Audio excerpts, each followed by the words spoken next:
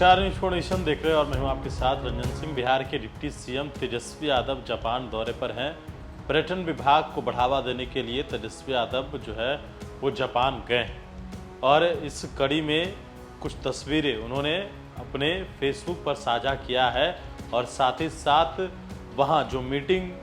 हो रहा है उसकी जो वीडियो है वो भी निकलकर सामने आई है कि किस तरीके से बिहार में जो बुद्ध की धरती है वहाँ पर जो है किस तरीके से और यहाँ बढ़ावा मिले उसको लेकर वो जापान पहुँचे हैं और वहाँ की तस्वीरें निकलकर सामने आई। जिन ऐतिहासिक स्थलों से गुजरते हुए राजकुमार सिद्धार्थ चले किया और तत्व का ज्ञान प्राप्त किया, उस बिहार में आप सभी का स्वागत है। जिस धरती पर दुनिया के महान तीर्थयात्रियों को इतिहास का खजाना मिला, जिस भूमि पर सभ्यता और संस्कृति अपनी गहरी जड़ें शताब्दियों पूर्व ही जमा चुकी थी, उस संस्कृति से रूबरू होने की चाह रखने वाले दुनिया भर के पर्यटकों को बिहार में स्वागत है। ये बातें उप मुख्यमंत्री सह पर्यटन मंत्री तेजस्वी यादव ने जापान की राजधानी टोक्यो के इनक्रेडिबल इंडिया द्वारा आयोजित प्रेस कॉन्फ्रेंस को संबोधित करते हुए कही।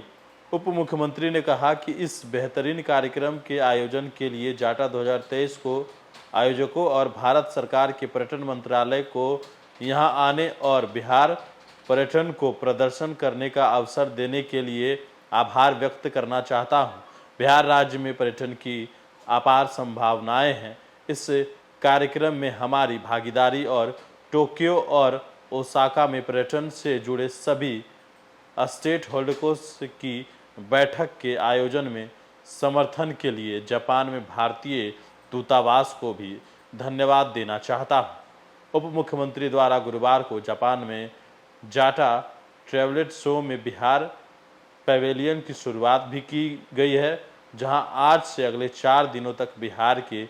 पर्यटन स्थलों की अंतर्राष्ट्रीय ब्रांडिंग होगी। कार्यक्रम में तेजस्वी यादव ने अपने संबोधन में कहा, बिहार कई धर्मों का जन्मस्थली और आध्यात्मिक जागृति की भूमि है। उन्होंने कहा कि बिहार की सबसे अनूठी पेशकशों में से एक बौद्ध सर्किट के बारे में आपको जानकारी देना चाहता हूं। तेजस्वी यादव ने बिहार में बौद्ध सर्किट को 2 प्रमुख भौगोलिक क्षेत्रों में विभाजित किया जा सकता है।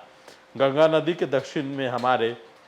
पास बोधगया, राजगीर और नालंदा है, जबकि गंगा नदी के उत्तर में हमारे पास वैशाली, पूर्वी और पश्चिम चंपारण है। इन बौद्ध स्थलों में बोधगया उन सभी बौद्धों के लिए बहुत महत्व रखता है जो यूनेस्को की विश्व धरोहर स्थली महाबोधि मंदिर की यात्रा करते हैं। एक दूसरे को नहीं भूलने वाले अनुभवों का प्राचीन नालंदा विश्वविद्यालय, जो हजारों साल पहले शिक्षा का दुनिया का एक प्रमुख केंद्र था और कई शताब्दियों तक दुनिया भर से विधि विषयों का अध्ययन करने के लिए हजारों छात्रों का आकर्षित करता था, से जुड़ा एक और महत्वपूर्ण स्थान है। तेजस्वी यादव ने इन तमाम बातों को रखा है बोधगया और जिस तरीके से बिहार में बौद्ध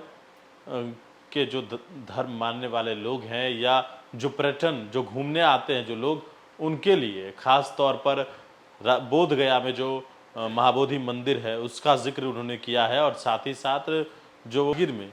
इन तमाम जगहों पर जहां जो बौद्ध धर्म के लोग जहां घूमने जाते हैं उस चीज़ का उन्होंने जिक्र करते हुए बिहार को और जो है पर्यटन के क्षेत्र में बढ़ावा देने के लिए बौद्ध को जो धरती कही गई है उसको और किस तरीके से विस्तार करने के लिए पर्यटकों के क्षेत्र में, इस बात को लेकर तेजस्वी यादव ने अपनी पूरी बातों को जापान में एक प्रेस कॉन्फ्रेंस के दौरान उन्होंने तमाम बातों को कहा है। तो ये तस्वीरें जो है वो जापान में जब कॉन्फ्रेंस चल रही थी उस वक्त की है, जहां डिप्टी सीएम सह पर्यटन विभाग के मंत्री तेजस्वी यादव मौजूद थे। इन्फॉर्मेशन के साथ नमस्कार।